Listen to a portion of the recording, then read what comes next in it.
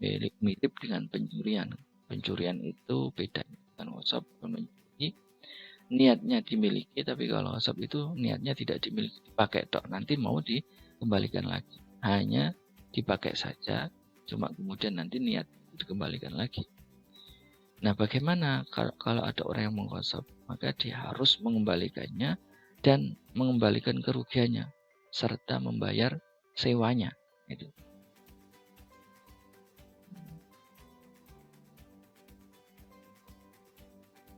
Kalau harus mengganti dengan uang, bagaimana? Dengan uang berapa? Ya, senilai barang tersebut. Harga paling mahal dari barang itu berapa? Maka itu yang harus diberikan kepada pemilik barang tersebut jika memang terjadi kerusakan. Yang ke-12 adalah tentang pengambil alian properti atau yang biasa kita sebut dengan syuf'ah.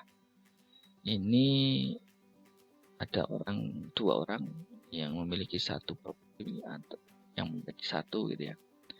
Yang awalnya ini milik berdua gitu. Kemudian satu menjualnya ke orang lain, maka sebenarnya kawannya ini lebih berhak dan dia berhak untuk mengambil alih properti itu dari pembeli yang baru tadi. Dengan harga berapa? Dengan harga yang dan itu harus dilakukan secara langsung alal faur.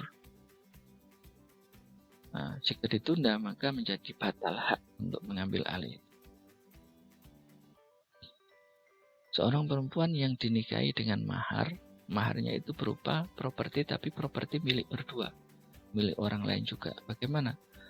Orang lain ini boleh mengambil alih dari barang yang dijadikan mahar itu dengan membayar berapa, kan nggak ada harganya. Harganya ya sesuai mahar misil.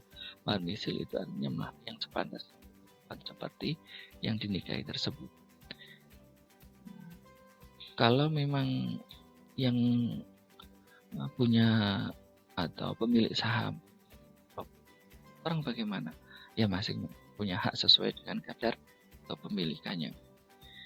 Yang berikutnya adalah akad mudharabah atau disebut dalam ini disebut qirad.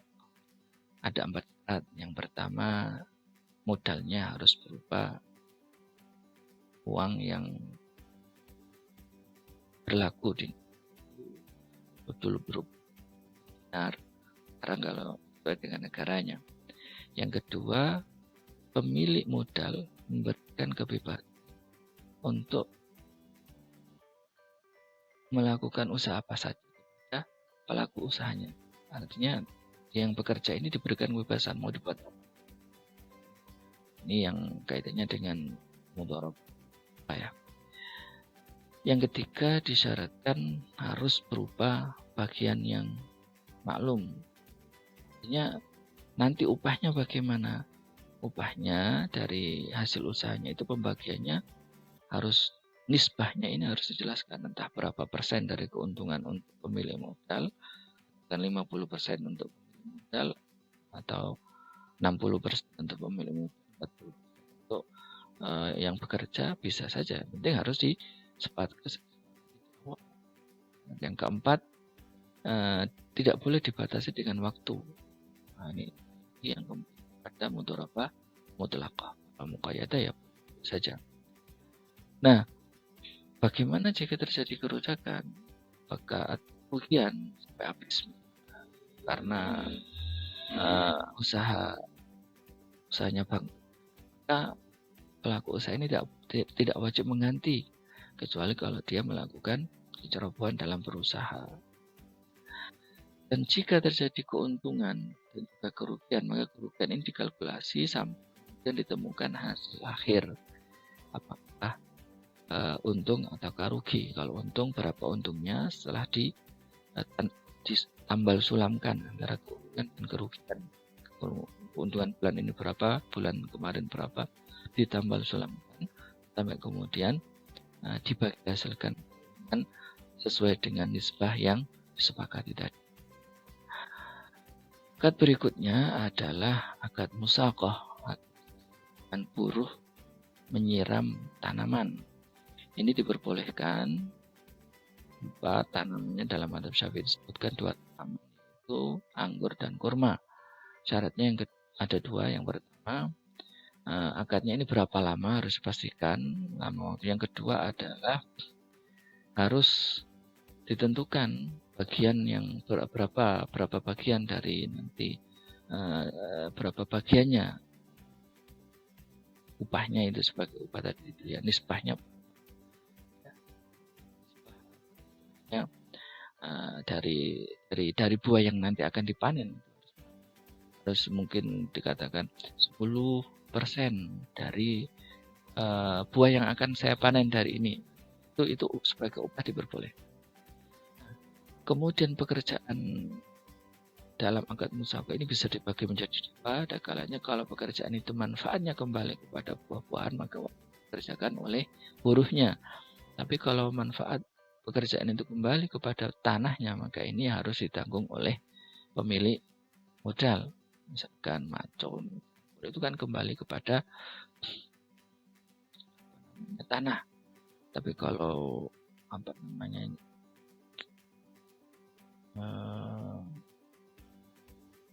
ngasih air atau membersihkan dari kutu serangga jenisnya maka itu harus dilakukan oleh buruhnya. Tadi yang berikutnya adalah akad ijarah atau sewa menyewa. Barang yang disewa, terus barang yang boleh dimanfaatkan dan bendanya tetap utuh. Sama kayak aryah, bedanya dengan aryah kalau ijarah itu ada upahnya, kalau aryah itu gratis. Nah, jika memang sewa menyewa itu tidak ditentukan kapan pembayarannya, maka seharusnya pembayarannya harus dilakukan di muka, kecuali kalau memang disyaratkan nanti pembayarannya setelah selesai misalnya. Maka boleh saja ada ketentuan seperti itu. Nah, akad ijarah tidak otomatis batal dengan salah satu penyewa atau pemberi sewa itu meninggal. Artinya itu terus enggak dengan itu. Dengan meninggal salah satunya. Artinya kalaupun meninggal maka yang berhak adalah ahli warisnya. Yang ke-16 adalah akad perlombaan atau sayembara, ji'alah atau ju'alah. Ya, barang siapa yang bisa mengembalikan barang saya yang hilang ini maka akan saya berikan upah sekian-sekian. Nah, itu boleh. Dan ketika barang tersebut betul ditemukan lalu kembalikan kepada saya misalkan yang kehilangan, maka upah tersebut orang yang menemukan, namanya ji'alah. Akad berikutnya adalah akad yang disebut dengan muzara'ah. Muzara'ah dalam madzhab Syafi'i diperbolehkan tapi dengan ketentuan disewakan tanahnya. Tapi kalau sewa upahnya harus sudah jelas berapa nominalnya harus sudah makanan berapa itu jumlah. Tidak boleh kemudian kalau muzara'ah ini upahnya dari hasil panennya ya, beda ya dengan musyawarah tadi. Kalau muzara'ah ini sejak dari awal ya, yang menanami semuanya adalah buruh, tapi kalau musyawarah itu bukan.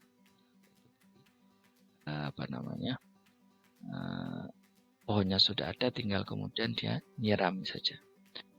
Yang berikutnya adalah akad ihya'ul mawat, menghidupkan yang mati. Artinya ada tanah yang belum ada pemiliknya, negara memberikan kebebasan itu memilikinya boleh, maka namanya ihya'ul mawat. Itu ada 2 syarat. Pertama, orang yang memiliki tersebut harus tanahnya belum pernah. Yang kedua, tanah oleh seorang pun.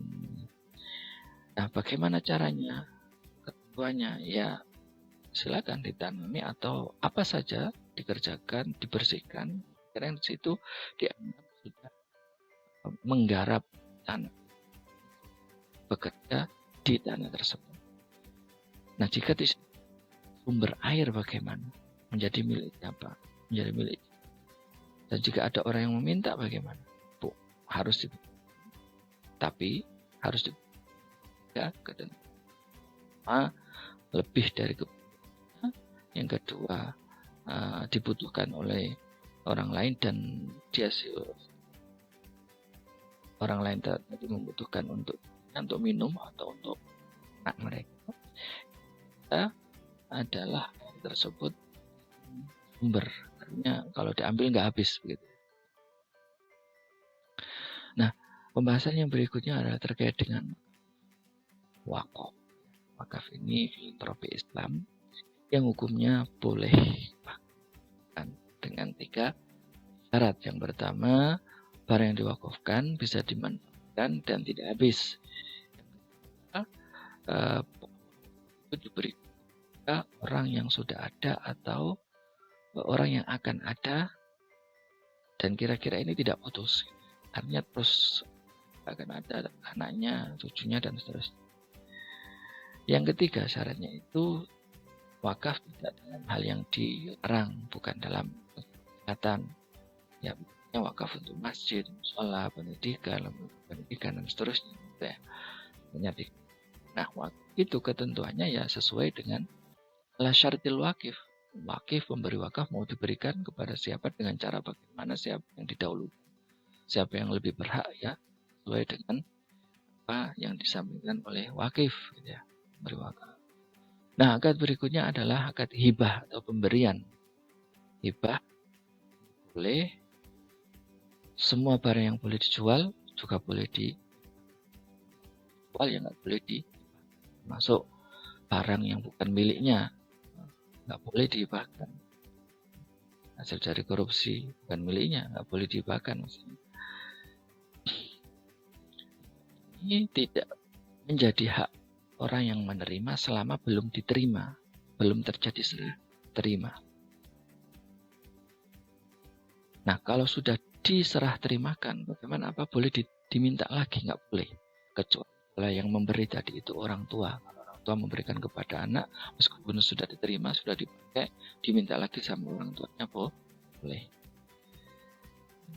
Dan hukum ini berlaku seterusnya. Nggak boleh dibatasi. Saya berikan sampai 1 bulan. Nah, itu bukan memberi, namanya meminjamkan. Pembahasannya juga ada dalam kitab Takrib tentang luqat, barang temuan. Barang temuan di tempat umum, ya, bagaimana? Apakah dibiarkan atau diambil? Tergantung. Kalau kita percaya bisa melakukan kewajiban-kewajiban ini, ya, diambil. Itu kewajibannya bagi orang yang mengambil. Yang pertama harus jika dia menginginkan untuk memiliki, ya, maka dia harus mengumumkan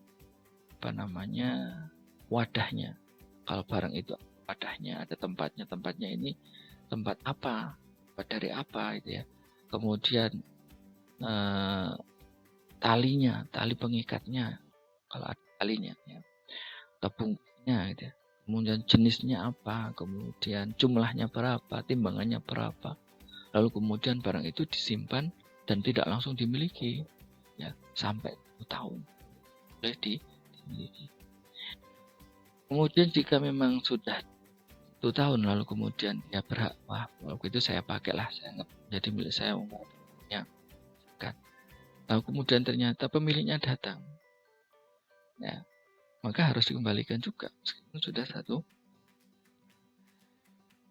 Secara garis besar, barang temuan itu ada 4 macam yang bisa bertahan lama. Nah, ya, seperti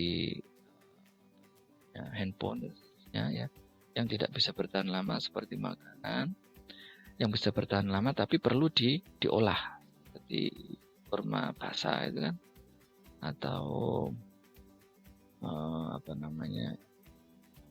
buah bisa bertahan lama kalau dikeringkan atau ditaruh di kulkas.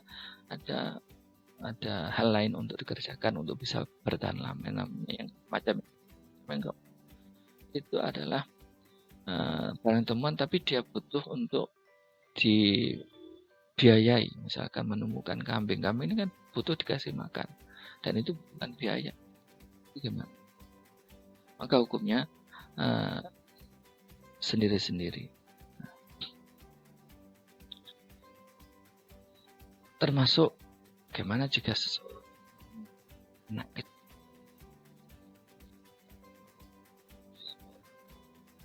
di situ ada, ini wajib kifayah. terus harus ada namanya menemukan dan kemudian merawatnya, dan orang yang amanah. Nah, kalau ada harta bersama anak tersebut milik anak itu dan kemudian diinfakkan, dibelanjakan untuk kebutuhan anak. Kan akad yang terakhir yang disebutkan dalam kitab adalah akad wadiah atau itu sifatnya mana yang sebaiknya diterima, sunat jika kita mampu untuk menjalankannya, untuk karena ini amanat. Penerima titipan adalah orang yang amin diterima. Nah, kemudian dia tidak boleh dituntut untuk mengganti rugi, kan kecuali kalau hal-hal yang cerok. Nah, kewajiban penerima titipan itu harus menjaga barang tersebut di tempat yang seharusnya. Nah, ya sepeda motor di tempat parkiran, uangnya di dompet atau di lemari yang sepantasnya. Ya. Nah, seandainya sudah diminta barangnya, tapi belum dikembalikan juga, jangan sekarang, besok-besok saja, ditunda terus, dan ternyata pada akhirnya barang tersebut bagaimana? Maka penerima titipan harus wajib mengganti. Kenapa? Karena dia melakukan kesalahan. Mestinya ya kalau pemiliknya sudah minta ya langsung dikembalikan. Baik, itu mungkin ringkasan bahasan yang sangat ringkas dari fikih muamalah keuangan yang ada di dalam kitab takrib. Semoga ini bisa dijadikan sebagai pengingat materi selama satu ini. Terima kasih atas perhatiannya. Walafu minkum. Wassalamualaikum warahmatullahi wabarakatuh.